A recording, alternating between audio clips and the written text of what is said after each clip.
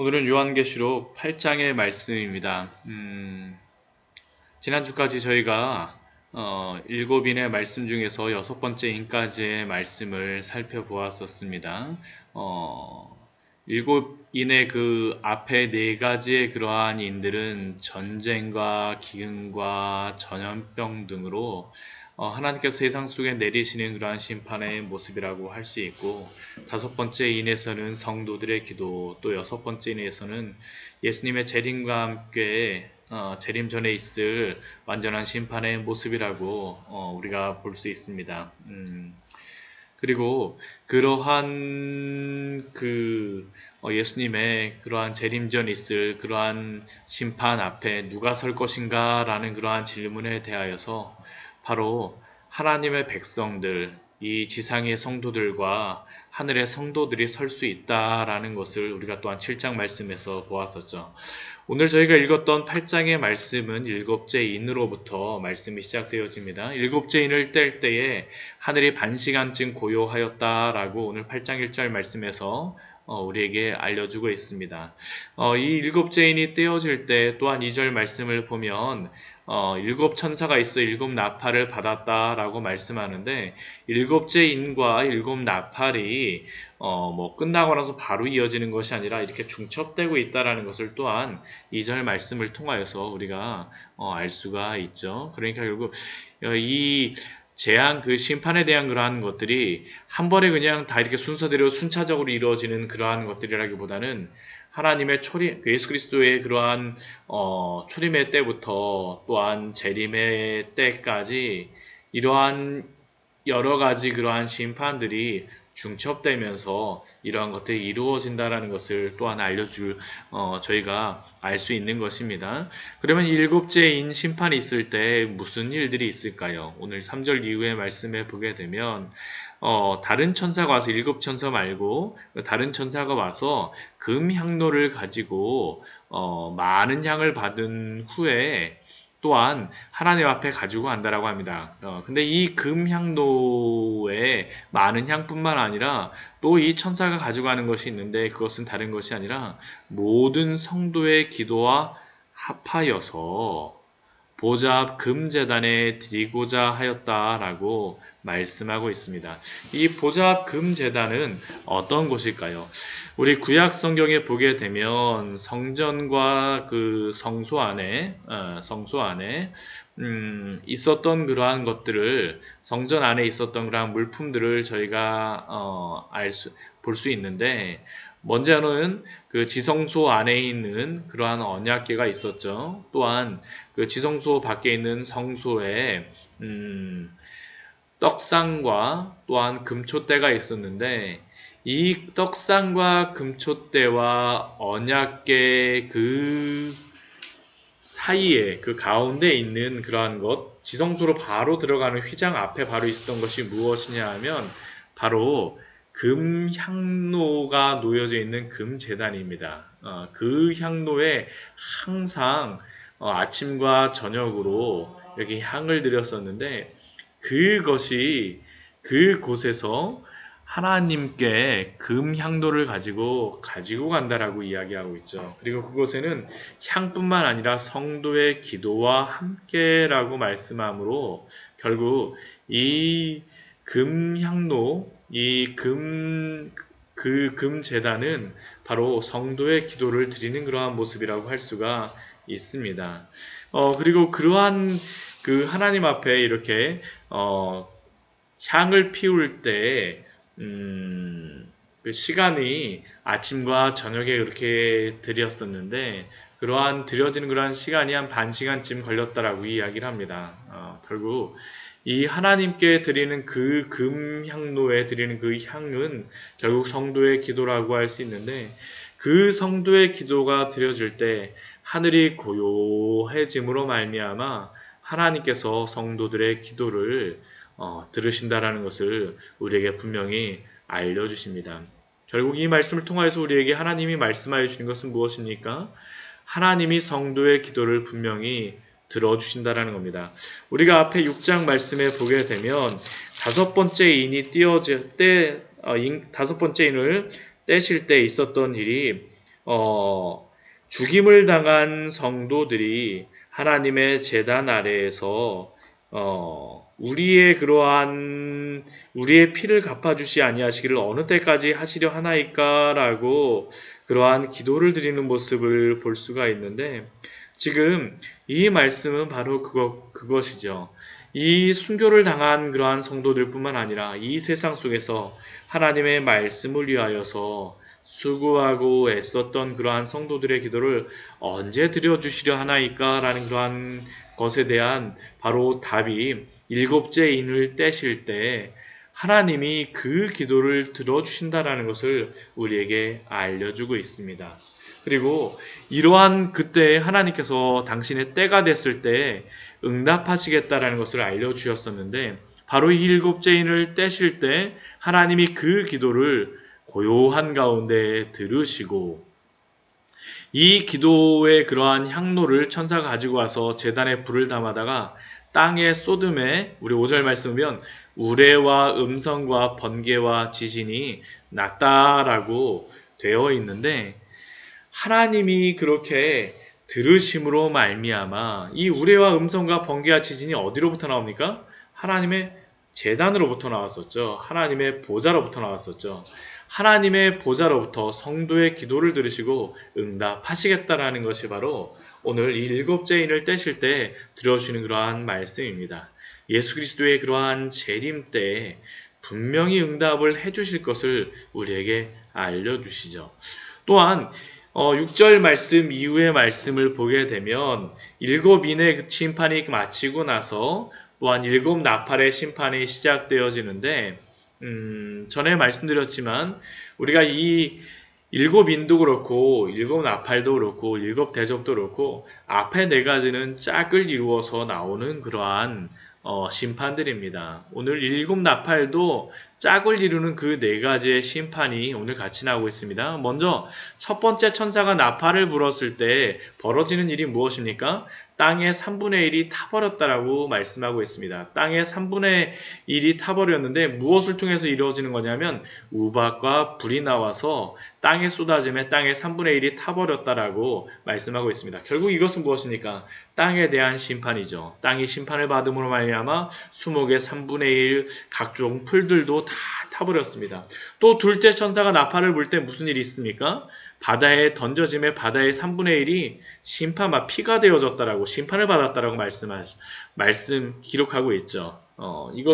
이러한 것이 있을 때 바다 가운데 생명 가진 피조물의 3분의 1이 죽고 또한 배들의 3분의 1이 깨졌다라고 말씀합니다. 결국 두 번째 그러한 나팔의 심판은 바다에 대한 심판입니다. 또 세 번째 천사가 나팔을 불 때 세 번째 나팔에 대한 그 심판은 무엇입니까? 강들의 3분의 1과 여러 물샘에 큰 별이 떨어져서 물의 3분의 1이 쓴쑥이 되어졌다라고 말씀합니다. 결국 이것은 무엇이겠습니까? 민물에 대한 그러한 심판이죠. 마시는 물에 대한 심판입니다. 그래서 그 물이 쓴물이 되므로 많은 사람이 죽었다라고 말씀합니다. 또 네 번째 천사가 나팔을 불 때 어떤 심판이 있습니까? 해 3분의 1과 달 3분의 1과 별들의 3분의 1이 타격을 받아서 낮의 3분의 1이 비춤이 없고 밤도 그러하다라고 말씀하고 있습니다. 결국 하늘에 대한 심판이죠. 오늘 말씀을 보면 다른 것이 아니라 이 네 나팔 심판은 결국 땅과 바다와 물과 또한 하늘에 대한 심판이라고 우리가 볼 수 있습니다. 자연 만물에 일어난 심판입니다. 이 심판은 무엇이겠습니까? 하나님이 천지를 창조하신 창조에 대한 역창조의 심판이 바로 이 앞에 네 나팔의 심판입니다. 또한 이 심판은 무슨 심판입니까? 오늘 말씀을 잘 보게 되면 출애굽기 말씀에서 애굽에 내리셨던 그러한 심판이 바로 이 네 나팔 심판입니다. 우리 땅이 우리 3분의 1이 탈 때에는 우박과 불이 나와서 우리 심판한다라고 말씀하는데, 우리 애굽의 심판 중에 일곱 번째 심판이 바로 우박과 불의 그러한 심판이었었죠. 또 우리 그 애굽에 내렸던 그 첫 번째 심판이 무엇입니까? 강이 피가 되어지는데 오늘 바닷물과 민물이 피가 됨으로 말미암아 심판이 내리고 있는 것이죠. 또한 이 하늘이 또한 심판받는 것은 애굽의 9번째 심판에서 해가 가려짐으로 말미암아 흑암의 그러한 심판을 내리시는데 결국 이 애굽의 심판이 또한 이 마지막 때에 내리는 심판이라는 것을 또한 우리에게 알려주고 있습니다. 왜 애굽이 이렇게 심판을 받고 또한 이러한 역창조의 그러한 일들이 벌어지겠습니까? 바로 죄 때문이죠. 죄. 인간의 범죄함으로 인하여서 인간만 그 죄로 인한 타격을 받는 것이 아니라 자연 만물도 영향을 받았다라는 것을 우리에게 알려주고 있습니다. 우리가 그 말씀을 로마서 8장 말씀에서 우리가 볼 수 있는데요. 로마서 8장 말씀을 보게 되면 이러한 말씀이 있습니다. 로마서 8장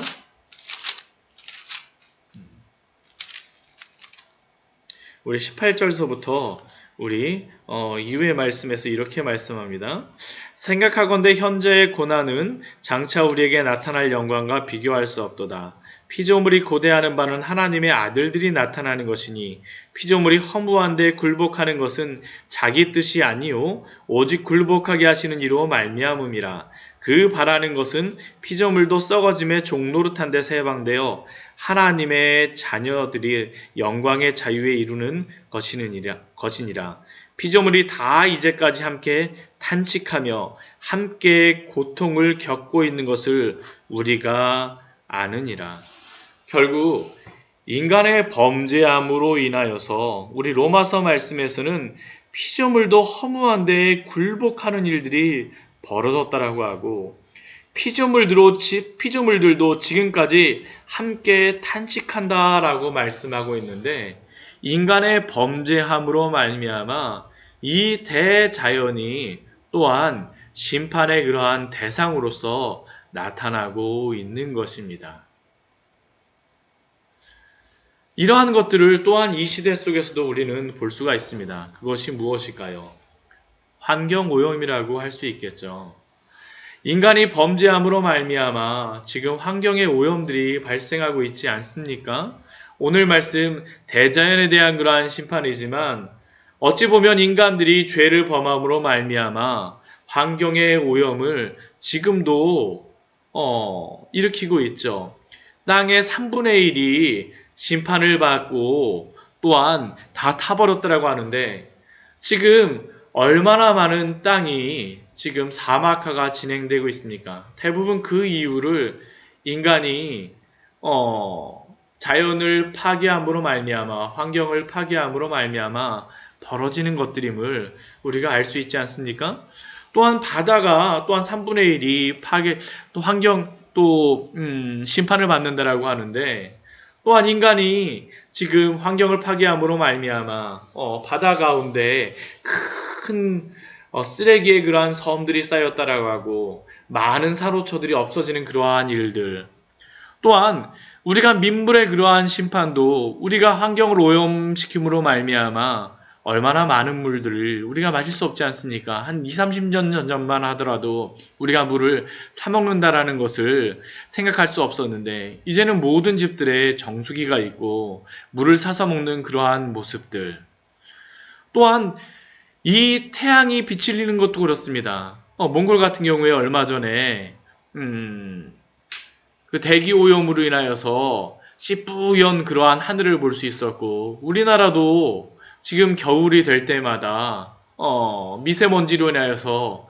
얼마나 이 어두운 그러한 환경들 우리가 볼 수 있지 않습니까? 바로 인간의 죄로 인하여서 우리가 산업혁명 이후로 우리의 그러한 물질 문명의 발전이라고 하지만 그런 것들을 통하여서 우리가 환경을 파괴함으로 말미암아 이 대자연 만물 속에 또한 오늘 말씀하셨던 이러한 4가지 것들이 벌어지는 것을 우리가 볼 수가 있습니다. 물론 우리가 그러한 산업혁명 이후로도 우리가 자연환경을 파괴하는 것이 이 4가지의 심판이라고 단정적으로 말할 수는 없지만 그러나 우리의 죄악된 모습으로 말미암아 피조물이 허무한데 굴복되는 일들이 지금 현재도 벌어지고 있는 것이죠. 사랑하는 성도 여러분, 이러한 것들을 볼 때 우리가 이 시대 속에서 어떠한 마음을 갖고 또한 분별하는 지혜를 가져야 될 필요가 있음을 또한 고백할 수밖에 없습니다. 하나님의 그러한 심판, 네 천사의 심판을 통하여서 나팔을 불 때 땅과 바다와 민물과 또한 이 하늘이 심판받는 그러한 일들이 우리의 범죄함으로 인하여서 우리가 환경을 오염시키고 파괴함으로 인하여서 벌어지지 않기를 원합니다. 우리가 그렇게 하면 안 되겠죠. 오늘 말씀을 정리하도록 하겠습니다. 오늘 말씀을 통하여서 우리 일곱인이 떼어질 때 하나님께서 우리의 기도를 분명히 들으심을 우리에게 말씀하여 주십니다. 또한 일곱 나팔의 그러한 심판, 네 천사의 나팔을 통하여서 땅과 바다와 민물과 또한 하늘의 그러한 심판이 있음을 우리에게 말씀하여 주십니다. 우리의 죄로 인하여서 환경 파괴의 그러한 모습도 또한 이러한 것의 일부분이라고 할 수도 있겠죠. 이러한 말씀들을 보면서 오늘도 민감하게 깨어서 정말로 믿음 안에서 살아가시는 우리 귀한 성도님들 되시기를 축원드립니다. 같이 기도하도록 하겠습니다.